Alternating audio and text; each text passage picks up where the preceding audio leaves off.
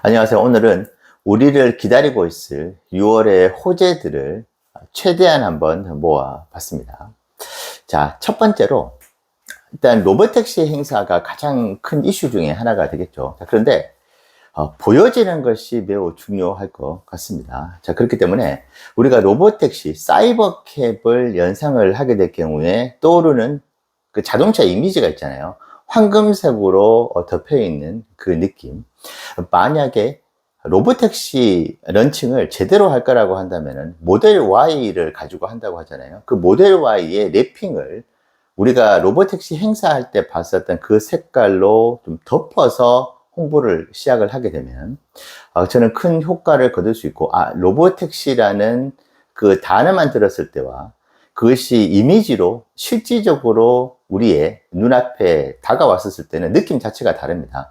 이게 로보택시가 이제 진짜 세상의 모습을 드러내는구나. 그래서 저는 테슬라 본사에서 늘 안타까운 것이 엔지니어들 중에서는 천재들이 즐비한다고 생각합니다만 마케팅 천재가 아직까지는 부재하다는 생각이 좀 들거든요. 그래서 반드시 전통적인 관점에서 마케팅 비용을 쓰면서 투자를 해야 된다고 하는 사람들도 물론 있겠지만은 그런 류의 마케팅 전문가들이 아닌 돈을 거의 쓰지 않고도 테슬라라는 브랜드, 테슬라가 가지고 있는 기술력을 적극적으로 어필할 수 있는, 그래서 고객에게 와닿을 수 있고 뇌리에 강하게 박히는 그런 뭐 워딩이라든지 비주얼이라든지 그런 것들을 좀 선보일 필요가 있는, 그래서 그런 분야의 전문가적인 지식을 가지고 있는 마케팅 천재가 필요한데 아직까지 제가 봤을 때는 아직 없는 것 같아요. 그게 참 아쉽지만은 어쨌든 지금 우리가 로보택시 런칭을 바라볼 때도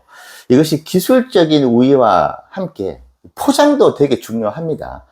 그런 측면에 있어서는 로보택시에 랩핑이 되어 있는 모델 Y를 우리가 볼 수 있게 된다면은 이 이미지만으로도 테슬라 주가에는 긍정적인 영향을 줄 수 있다.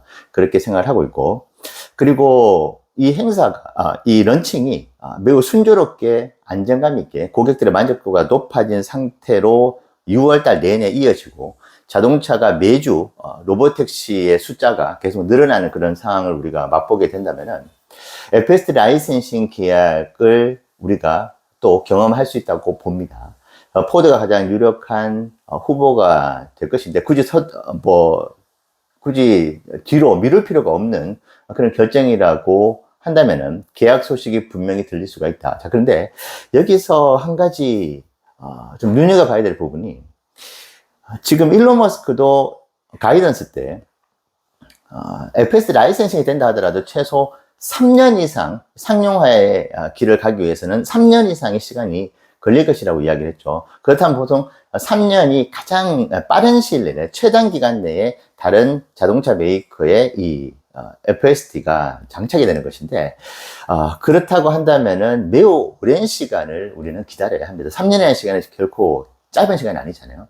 자, 그렇기 때문에 그 소식이 만약에 들린다고 할 때, 프로토타입, 그러니까 우리가 이 FSD의 센서들이 장착이 되어 있는 다른 카 메이커의 자동차를 어느 시점에서 우리가 한번 맛볼 수가 있는지, 한번 볼 수가 있는지에 대한 타임라인을 제시하는 것이 매우 중요하다고 보거든요. 그래서 그 계약 소식이 들렸을 때, 적어도 2026년 상반기 내에는 프로토타입을 선보일 수 있을 것이다, 이런 이야기들이 함께 나오는 시나리오가 최상의 어떤 우리가 바라볼 수 있는 시나리오가 될 것 같고, 그리고 이전에 이 소식이 들렸을 때 10%가 넘는 주가 상승이 있었던 적이 있었습니다. 그것은 바로 렌터카 회사죠. 렌터카 회사 중에 제일 유명한 회사가 허츠와 ABS라고 할까요? 이 두 회사 외에도 렌터카 회사들이 많은데 이 두 회사가 대표적인 회사들입니다. 그래서 허츠가 테슬라의 전기차를 만 대였나요? 대량으로 구매를 한다는 이야기가 들리면서 그 당시에 주가가 두 자릿수 가까이 올라갔던 기억이 있는데, 물론 그 뒤에 생각보다 이 전기차가 렌트가 제대로 많은 수요를 끌어당기지 못하면서 아주 좀 손실을 보면서 또 팔았던 그런 이야기들도 좀 나오긴 했었잖아요. 자, 그때도 아마 주가가 뭐 10% 가까이 떨어지진 않았지만 주가의 하락이 있긴 했었습니다. 그래서 렌트카 시장에서 전기차는 여전히 좀 고가긴 해요.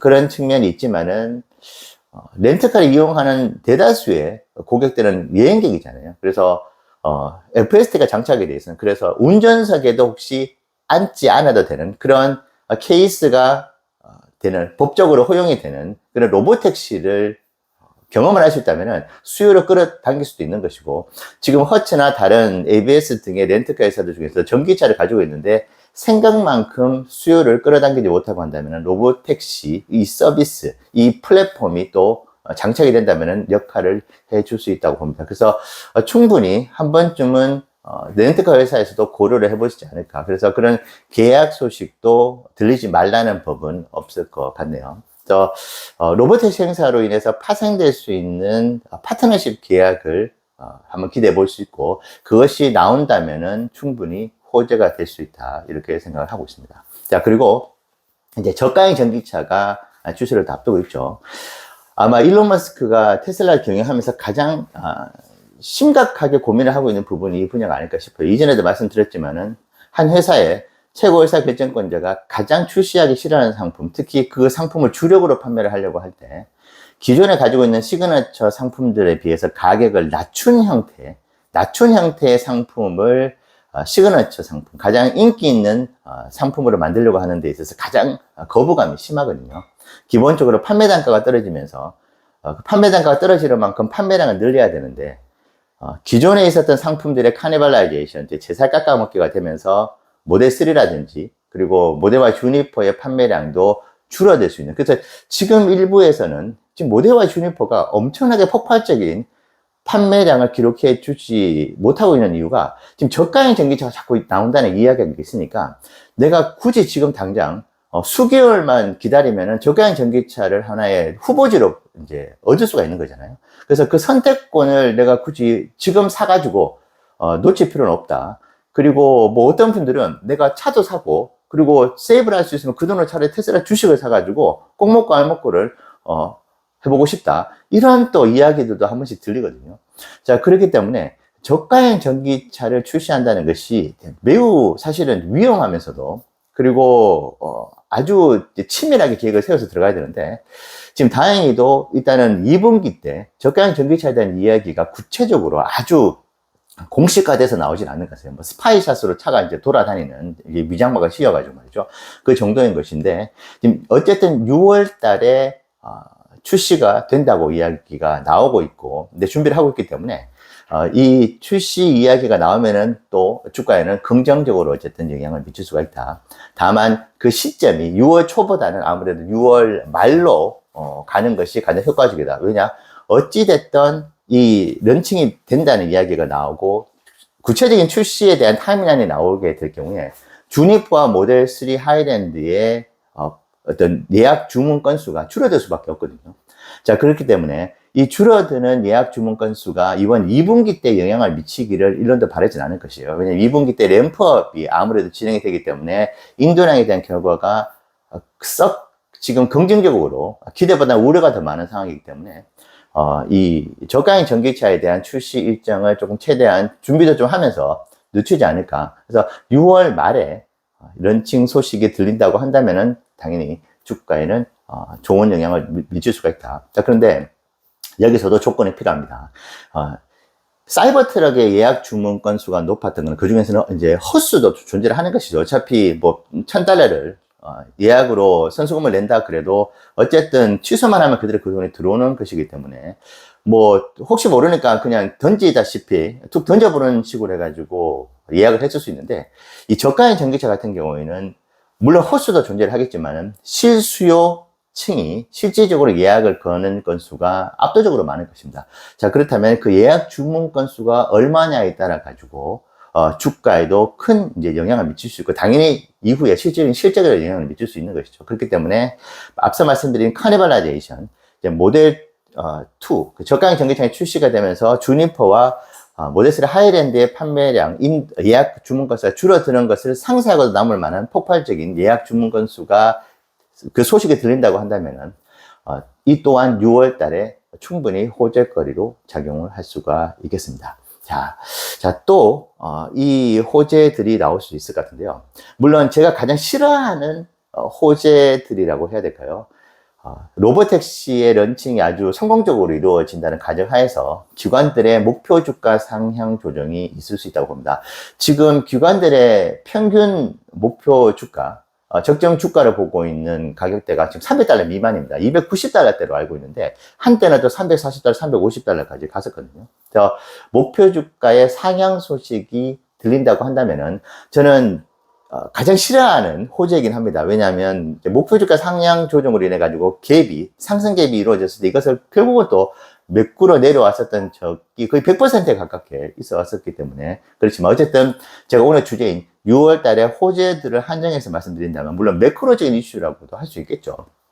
테슬라가 직접적으로 퍼포먼스를 보여주는 것은 아니기 때문이죠. 자, 그런 차원에서 테슬라의 목표 주가 상향이 꽤 유력한 무게감 있는 기관에서 나온다고 한다면은 당연히 테슬라 주가에 긍정적인 영향을 줄 수 있을 것이라고 봅니다. 자, 뭐 여러 가지 호재들이 여전히 많이 존재하는 것 같아요. 주주총회가 또 있을 수 있다는 이야기가 있습니다. 뭐 주주총회 아직까지 뭐 별다른 준비가 안 돼 있다 하더라도 그 뭐 주주총회 한다는 이야기가 나오고 안건 몇 개 던지고 그 다음에 이제 모이는 장소 섭외해 가지고 진행을 하면 되는 것이기 때문에 크게 어려움이 없을 것 같은데 2024년 6월 13일로 기억합니다. 그때 테슬라의 일론 머스크 보상한 재투표가 과연 초미의 관심이었죠. 이것이 부결되느냐 가결되느냐가 큰 관심이었는데 다행히 이제 가결이 되면서 그 당시에 테슬라 주가 역시도 5%가 넘어가는 상승을 당일에 보여줬었습니다. 그래서 지금 6월 달에 주주총회를 할 가능성이 여전히 이제 존재를 하는 것 같아요. 그러면은 지금 그 델라웨어에서 법원 판결이 좀 안 좋게 나왔죠. 그리고 그 뒤로 이제 텍사스로 법원을 옮기긴 했지만 여전히 그 보상안을 받을 수 있을지 없을지를 모르기 때문에 지금 이사회에서 새로운 뭐 뉴페이 패키지라고 하더라고요. 보상안에 대한 새로운 이야기들이 나오고 있어가지고 그 이야기들이 뭐 구체화되고 주주총회 때 발표가 되면서 일론 머스크의 경영권 안정화에 도움을 주는 이야기가 나온다고 한다면 이 역시도 테슬라 주가에는 이제 긍정적인 영향을 줄 수 있다. 그렇게 생각을 합니다. 아마 제가 오늘 제가 준비한 내용들 중에서 호재들이 여러 가지가 더 있을 것 같은데 일단은 여기까지만 하고 마무리를 지어 보도록 하겠습니다. 테슬라가 6월 달이 아마 올해 테슬라의 전체 기업 경영에 있어서 가장 중요한 한 달이 될 것 같은데요. 부디 제가 오늘 말씀드렸던 이 모든 시나리오들이 한번 아주 제대로 나와주기를 바라봅니다. 오늘 영상 6월달 투자에 좋은 참고가 되시면 좋겠습니다. 감사합니다.